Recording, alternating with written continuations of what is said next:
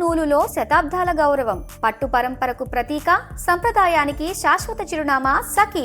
పశ్చిమాసియాలో నెలకొన్న ఉద్రిక్తత కారణంగా దేశవ్యాప్తంగా పెట్రోల్, డీజిల్తో పాటు గ్యాస్ ధరలపైన తీవ్ర ప్రభావం చూపాయి.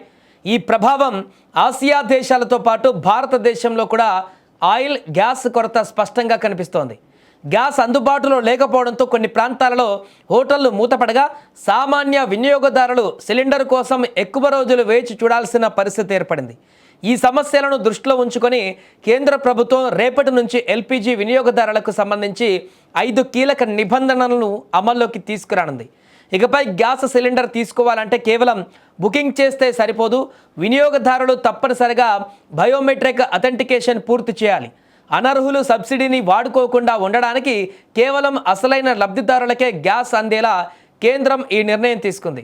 మీ ఆధార్ కార్డుతో గ్యాస్ ఏజెన్సీ వద్ద ఈ ప్రక్రియ పూర్తి చేయాల్సి ఉంటుంది.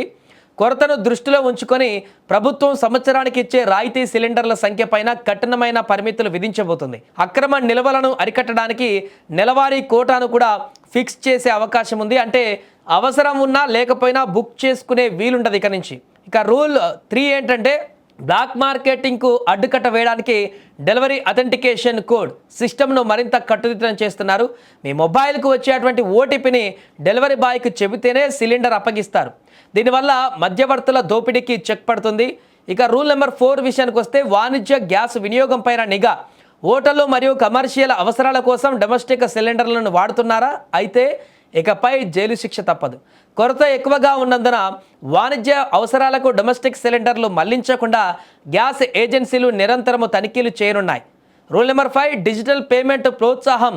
క్యాష్ ఆన్ డెలివరీ కంటే డిజిటల్ పేమెంట్లను ప్రభుత్వం ప్రోత్సహిస్తుంది.